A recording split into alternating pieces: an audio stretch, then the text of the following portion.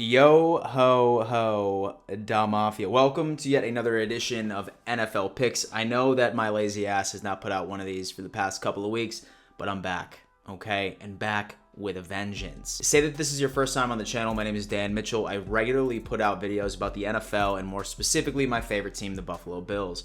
If that is your cup of tea, I highly recommend subscribing to the channel and, of course, smashing the ever-living out of that like button. Just right before we dive into my picks, here's a brief word from today's sponsor. Oh brother, Dan with another advertisement, and I'm willing to bet that he's getting paid for this too. You're damn right. You think this is? Well, luckily today's sponsor just so happens to be MyBookie, something that I am a regular user of. If you have no idea what MyBookie is, it is the #1 online sportsbook across the entire internet. It is my go-to place for any type of parlay, spread, money line, and over-under bets, and much more. This football season, if you are looking for an online sportsbook, look no further than MyBookie. And so what makes it better is that MyBookie is also hooking up the Don Mafia with matching your very first deposit up to $1,000 as long as you put in the code DM. So, you know, like the letters DM. Used in a sentence would be, why is your mother in my DMs? So whatever you're doing, it's time to put your money where your mouth is. If you really know what you're talking about with football,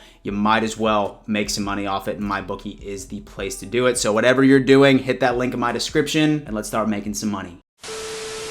All right, ladies and gentlemen, week 6 is upon us, and this is the actual first week where we're experiencing some bye weeks. So not quite as many games, but some pretty interesting matchups, I would say. So without further ado, let's go ahead and just dive into it. Starting off, Thursday Night Football tomorrow night, the Tampa Bay Buccaneers and the Philadelphia Eagles. Now, don't get me wrong, it was very impressive that the Eagles ended up putting up 30 points against the Kansas City Chiefs, although the Kansas City Chiefs defense is historically bad, particularly in the air. However, you're going up against the Buccaneers, who have absolutely been reeling. They're picking up right where they left off from their Super Bowl championship.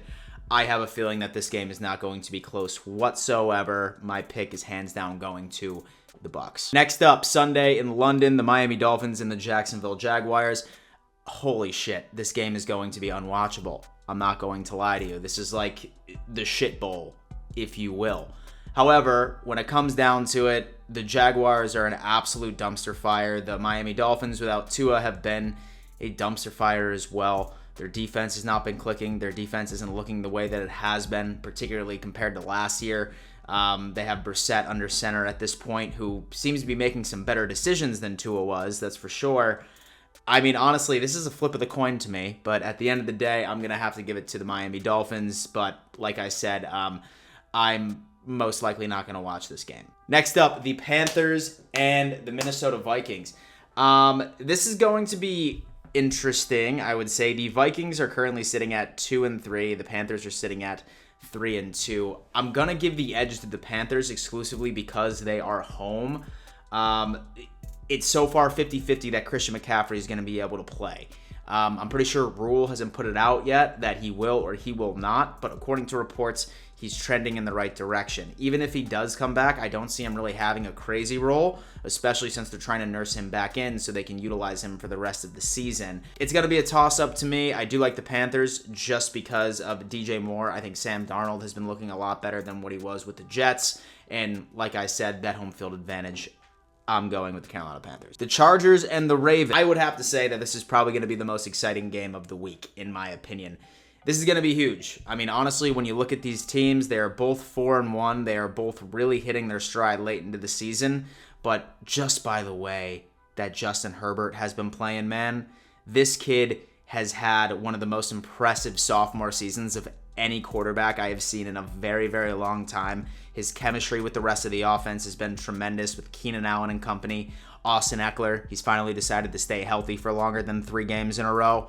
I'm going to have to give the edge to the Chargers at this point. I think that they're way too hot, and I think that they're going to go into Baltimore, and they are going to hand Baltimore their second loss. So next game, we have the LA Rams and the New York Giants. LA Rams sitting at 4-1. The New York Giants sitting at 1-4. I think that one of the best things about the Giants offense was Saquon Barkley. We all know what happened to him last week. Really hope that he gets better fast, but essentially that was the only bright spot really when it came down to it. I'm pretty sure Tony ended up getting suspended as well. Forgive me if I'm wrong, but he punched a player in the face this past week, so I'm guessing, without doing any research, that he won't be available either. I think the Rams are going to go out there, and I think that they're absolutely going to embarrass the Giants on national television at 1 p.m., and so the Rams are going to win this one. The Texans and the Colts, another doo-doo bowl, if you will. Now, finally, the Colts managed to go on ahead and actually secure a win recently, which is always good. They did not look too good with Carson Wentz. I had a lot of upside. I had a lot of hope for him to be able to go out there and really utilize their offensive line and some of their various weapons. Jonathan Taylor has been a giant disappointment.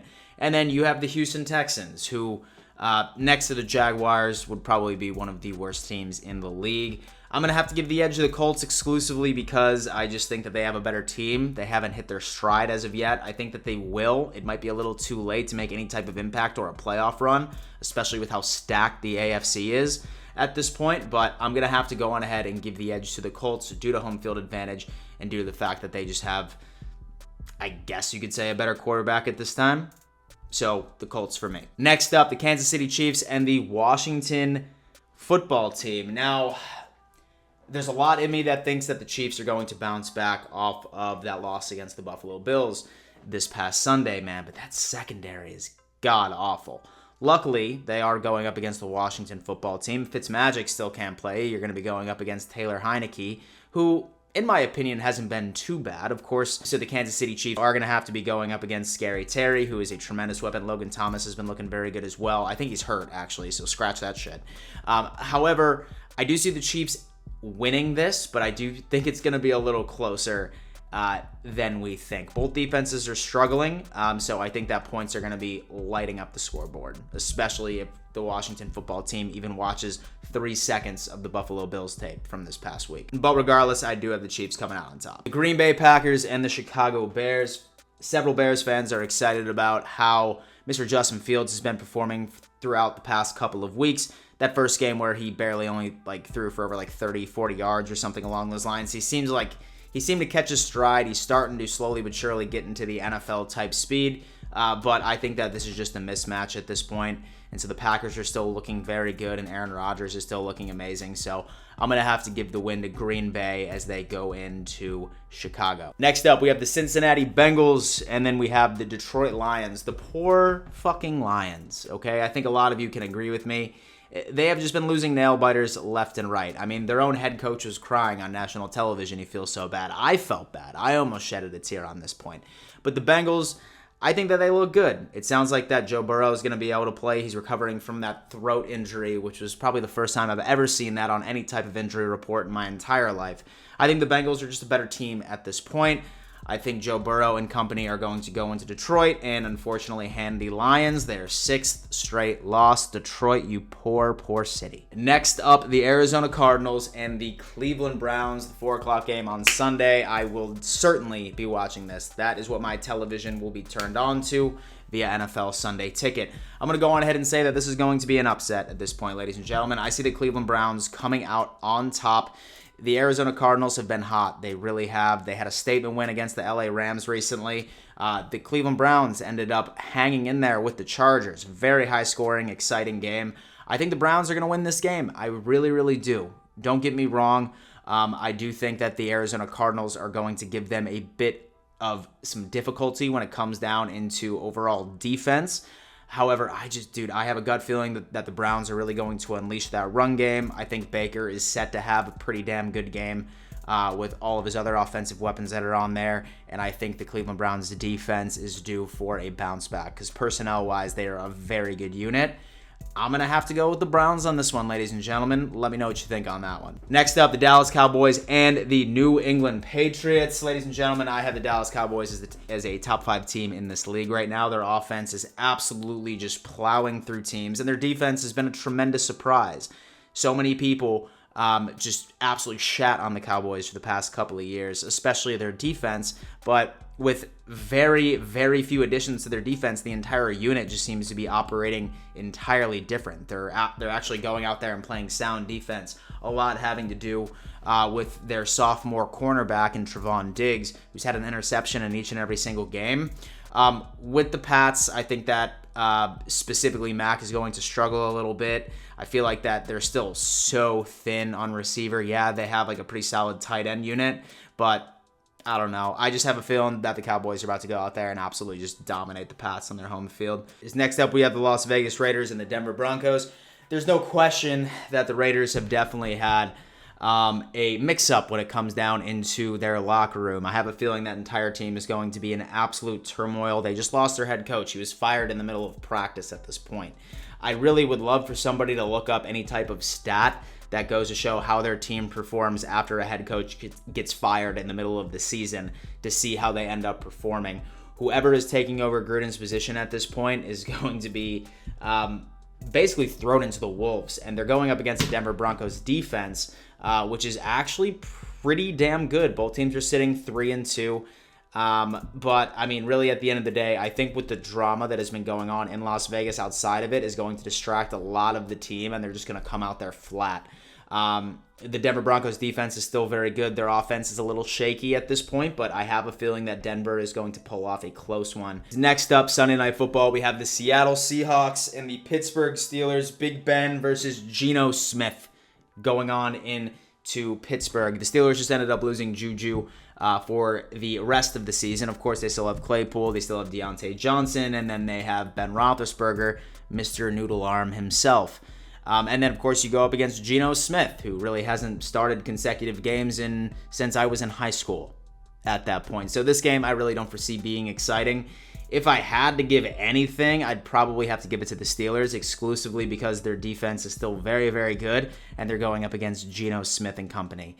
So I'm going to have to give it to the Steelers at this point, probably because they're home and also due to their defense. Finally, Monday Night Football, the Buffalo Bills and the Tennessee Titans. Revenge game in the making. The Buffalo Bills just ended up getting revenge on the Chiefs from last year. Now we need to do the exact same thing against the Tennessee Titans. Sounds to me that Julio Jones ended up getting back to practice. Regarding A.J. Brown, he has been struggling tremendously. So if Julio Jones isn't 100%, then the Titans are going to have to deal with the squad that they've been putting out there. Of course, you always have Derrick Henry. Surprisingly, the Buffalo Bills have actually done pretty well against Derrick Henry from the yards perspective. I mean, last year he ended up compiling a bunch of touchdowns, but at the end of the day, it's really hard to stop that man once you end up getting first and goal and you just hand the ball off to him 2 to 3 times in a row. I have a feeling the Buffalo Bills are about to continue their momentum. The Tennessee Titans defense, specifically their secondary, has been struggling. As long as the entire team doesn't catch COVID or our game doesn't get pushed to Thursday at 3 a.m., I have a feeling that the Buffalo Bills are about to go out there and take care of business and then ultimately end up going 5-1 into the bye week. Ladies and gentlemen, that's going to have to do it for my picks. So do me a favor, leave a comment. Please give me your picks. What do you think I should have picked differently? What are your weekly picks? Did you agree? Did you disagree on certain games? I always love hearing your thoughts. Thank you so much for tuning in to yet another edition of the Dom Mafia Report. And before I let you go, you better always remember, let's go Buffalo.